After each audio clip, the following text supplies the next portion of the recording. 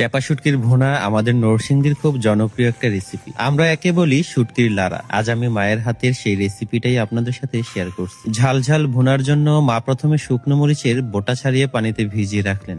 উপকরণ হিসেবে নিয়েছেন রসুন, পেঁয়াজ আর চাপা শুটকি। পেঁয়াজের খোসা ছাড়িয়ে মা আগেই রসুনটা কুচি করলেন, তারপর করলেন পেঁয়াজ কুচি। এই রান্নায় একটা বিষয় মনে রাখতে হবে, পেঁয়াজের অর্ধেক পরিমাণ দিবেন রসুন। সবকিছু কাটাকাটির পর মা শিলপাটায় মরিচ বাটতে বসলেন। মরিচটা আগে থেকে বোটা ছাড়িয়ে ভিজিয়ে নিলে খুব সহজেই বাটা যায়। এমন ছোট ছোট টিপস গুলো কিন্তু গ্রামের মায়েদের রান্নাতেই বেশি পাওয়া যায়। শুটকি ধোয়ার সময় মা একটু চুন দিয়ে ভালো করে ধুয়ে নেন। এরপর চুলায় বসালেন কড়াইতে তেল দিয়ে দিলেন অনেকটা পরিমাণ পেঁয়াজ কুচি আর রসুন কুচি। নেড়ে চেড়ে ভাজার সময় একটু লবণ দিলেন, তবে পেঁয়াজটা খুব বেশি ভাজার দরকার নেই। এরপর দিলেন শুটকি গুলো। তেলে পড়তেই শুটকি ক্ষয়ে যেতে লাগলো আর ঘ্রাণে ভরে গেল চারদিক। এরপর মা বেটে রাখা মরিচ আর সামান্য হলুদ দিয়ে সবকিছু ভালো করে নেড়ে চেড়ে মিশিয়ে নিলেন। পেঁয়াজ রসুন সেদ্ধ হওয়ার জন্য দিলেন সামান্য পরিমাণ পানি। নেড়ে চেড়ে মিশিয়ে নিয়ে 2-1 মিনিটের জন্য ঢাকনা চাপা দিলেন। ঢাকনা খুলতেই যখন দেখলেন তেল উপরে ভেসে উঠছে, তখন আমাকে পাঠালেন লেবু পাতা আনতে। আমি একটা লেবু পাতা তুলে দিতেই মা সেটা ছিঁড়ে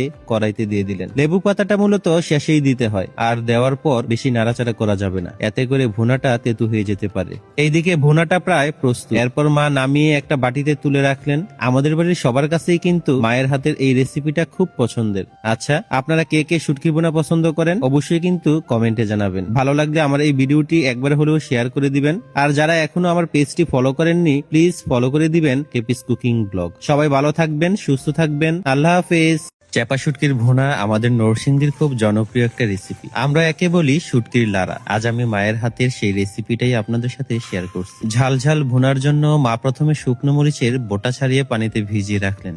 উপকরণ হিসেবে নিয়েছেন রসুন, পেঁয়াজ আর চাপা শুটকি। পেঁয়াজের খোসা ছাড়িয়ে মা আগেই রসুনটা কুচি করলেন, তারপর করলেন পেঁয়াজ কুচি। এই রান্নায় একটা বিষয় মনে রাখতে হবে, পেঁয়াজের অর্ধেক পরিমাণ দিবেন রসুন। সবকিছু কাটাকাটির পর মা শিলপাটায় মরিচ বাটতে বসলেন। মরিচটা আগে থেকে বোটা ছাড়িয়ে ভিজিয়ে নিলে খুব সহজেই বাটা যায়। এমন ছোট ছোট টিপস গুলো কিন্তু গ্রামের মায়েদের রান্নাতেই বেশি পাওয়া যায়। শুটকি ধোয়ার সময় মা একটু চুন দিয়ে ভালো করে ধুয়ে নেন। এরপর চুলায় বসালেন কড়াইতে তেল দিয়ে দিলেন অনেকটা পরিমাণ পেঁয়াজ কুচি আর রসুন কুচি। নেড়ে চেড়ে ভাজার সময় একটু লবণ দিলেন, তবে পেঁয়াজটা খুব বেশি ভাজার দরকার নেই। এরপর দিলেন শুটকি গুলো। তেলে পড়তেই শুটকি ক্ষয়ে যেতে লাগলো আর ঘ্রাণে ভরে গেল চারদিক। এরপর মা বেটে রাখা মরিচ আর সামান্য হলুদ দিয়ে সবকিছু ভালো করে নেড়ে চেড়ে মিশিয়ে নিলেন। পেঁয়াজ রসুন সেদ্ধ হওয়ার জন্য দিলেন সামান্য পরিমাণ পানি। নেড়ে চেড়ে মিশিয়ে নিয়ে 2-1 মিনিটের জন্য ঢাকনা চাপা দিলেন। ঢাকনা খুলতেই যখন দেখলেন তেল উপরে ভেসে উঠছে, তখন আমাকে পাঠালেন লেবু পাতা আনতে। আমি একটা লেবু পাতা তুলে দিতেই মা সেটা ছিঁড়ে